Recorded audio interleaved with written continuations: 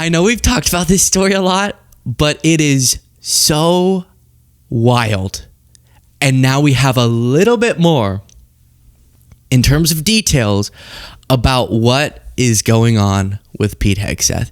And so let me take you back, and then I'll talk about the guy who hates leaks just had another leak about the meeting that he tried to make all mysterious and ominous. And so I'm sure he's going to be upset about that. But we heard a few days ago that Hegseth was calling all of the top military officers, all the top generals and admirals, or admirables as I called them, and getting them all to come to Virginia to have a meeting of some sort. And former generals and stuff were on TV saying this is totally unprecedented. We're taking them away from their stations to get all of our highest ranked military leaders in the same room for something, but Hegseth won't tell us what it is. There's some security concerns there. They're leaving their station, and this has to be about something really big. Well, a leak has revealed what it is about, and it's an updated version of what I previously told you. First, here's more background. Hundreds of admirals and generals are leaving their posts from airfields, at sea, and at tactical headquarters around the world. Defense Secretary Pete Hegseth summoning all U.S. general officers and admirals in command positions and senior enlisted leaders to a meeting at the U.S. Marine Corps base in Quantico, Virginia. But even those told to attend the meeting do not know what prompted Hegseth's call and what will be discussed. The Pentagon saying only the Secretary of War will be addressing his senior military leaders early next week. President Trump was asked about the meeting, but perhaps misunderstanding the question or unaware of the Hegseth meeting, he seemed to think it was foreign generals who were coming to meet Hegseth. Well, I know. I love it. I mean, I think it's great. Let him be friendly. Let him be friendly with the generals and admirals from all over the world. Why? Is there something? No, but is there something wrong with it? What, you don't think that a general from Japan should come here? What are you, some sort of racist? Huh? You a racist? He just misunderstands completely. No, it's our generals and admirals. So, I mean, that's weird.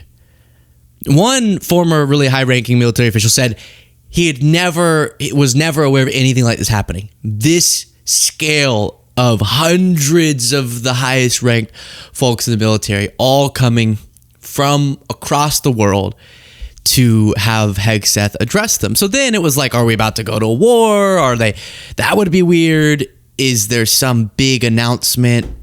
Are we changing it from the Department of War back to the Department of Defense? Or are we changing Department of Super War? Which way are we going? What is this about? And now his least favorite thing, a leak gives us some insight. Leaks show Hegseth's selfish reason for calling in generals. New details are leaking about why Defense Secretary Pete Hegseth called top military officials from around the world for an in-person meeting in Virginia next week. The former Fox News personality, now a top Trump official, reportedly wants to make a video of his brief speech. Hegseth will be addressing military standards and the warrior ethos. And then this is the part that we didn't know last time, which is why I'm bringing this to you. As it was put to CNN, the guys with the stars on their shoulders make for a better audience from an optic standpoint. He wants to make a hype video for himself. Now, you'll know I am quite patriotic, and I respect and love and adore, as both my brothers are in it, the U.S. military, and I think any chance that we can honor them with hype videos, great. And can we all be honest? Hegseth wants to use as little stage assistants the most highly respected, not the way Trump puts it, actually highly respected, Xi Jinping's so highly respected, Kim Jong, and he wants to use their likeness so that he looks awesome. What this is about is, I think Hegseth saw this and wants to make his own version of it. And then let's just look at some of these videos. What are we doing, G? What are we doing? So, podcast listeners, it's G driving on a car and inspecting his mini missiles and military equipment during this parade. I'm so sick of the parades. In the United States, if we do a parade to be clear, to honor troops, I love it. I love it. But the sort of look at how big our bombs are thing, for the reason I referenced earlier, it's just, and Trump tried to mirror it. And honestly, as much as I love our troops and didn't want them to have to be a part of that, the logistics of that military parade didn't go particularly well. But this is what Trump was trying to copy. And what was that? What is this motion? The hell is going on? What the hell's going on with China? Did you not learn, Mr. Chinese soldier? Ever since Elon did his thing, you got to be really careful with where your hands go. Okay? Then a lot of this. Now, gosh, it's so annoying because it's good. That's the annoying part. How do you march like that? How do you know when to put your leg up? Okay. So then some people posted this clip.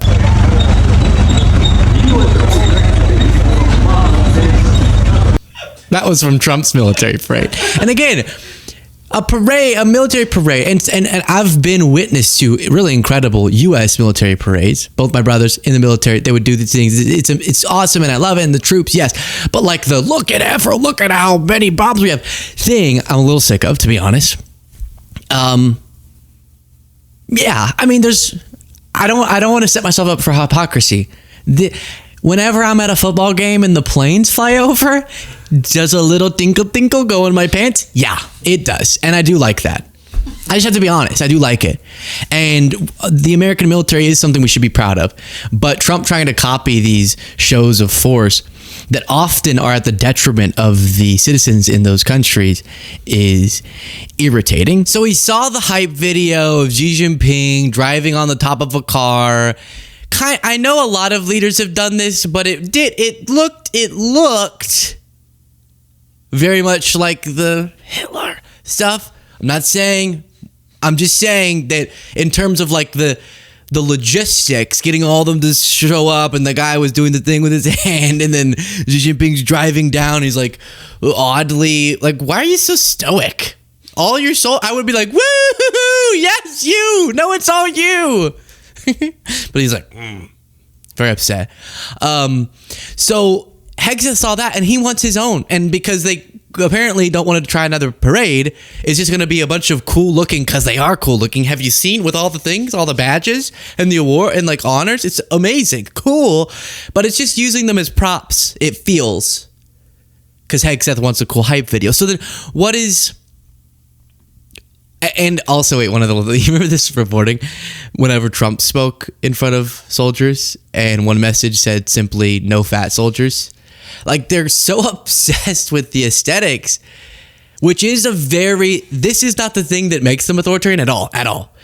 But it does happen to be something that authoritarians are really obsessed with, is like aesthetics of the military. And the thing that I find cool is we will honor the power of the military in different ways, but we don't do in the United States like China did when they welcomed Kim Jong-un and Putin, and like Kim Jong-un's doing literally every other day. Oh, look how big everything's.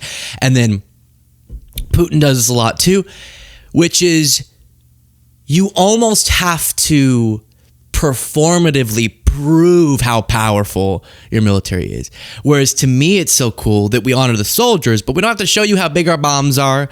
We don't have to brag. You know, and we know.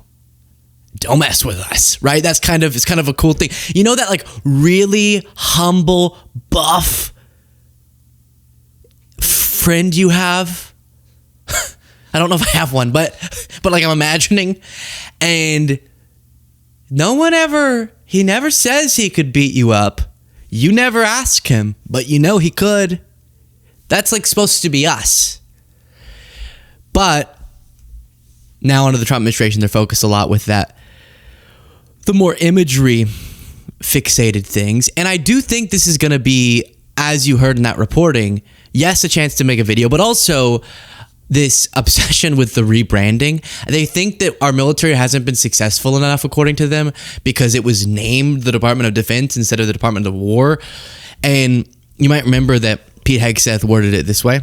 And that's not to disparage our warfighters, whether it's the Korean War, or the Vietnam War, or our generation of Iraq and Afghanistan. That's to recognize that this name change is not just about renaming, it's about restoring.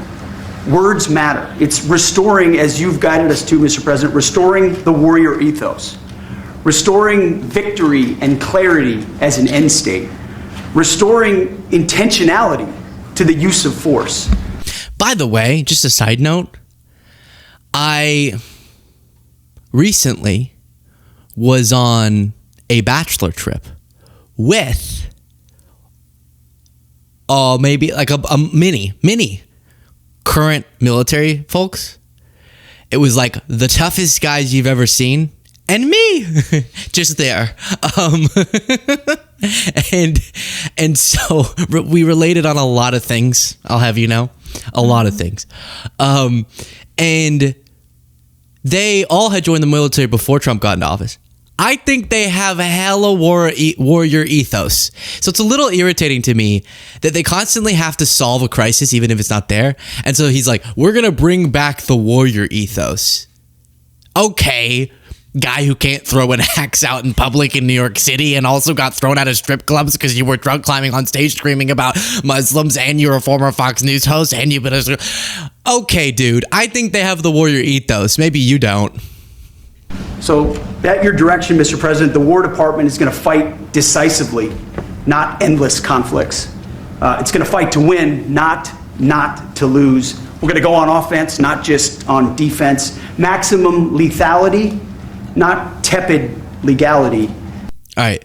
Remember that part. Maximum lethality, not tepid legality. Violent effect, not politically correct. Okay. So he's doing rhyme schemes now. Take it down. Here's what I'm predicting, and we can watch it and see how accurate I am. This is why I think his... don't read it, Cole. Oh, you're sitting there. I thought you were Jaden. Okay, ready? Hello, my warriors. I am your Secretary of War, Pete Hegseth, and I'm proud to announce the U.S. military is no longer woke.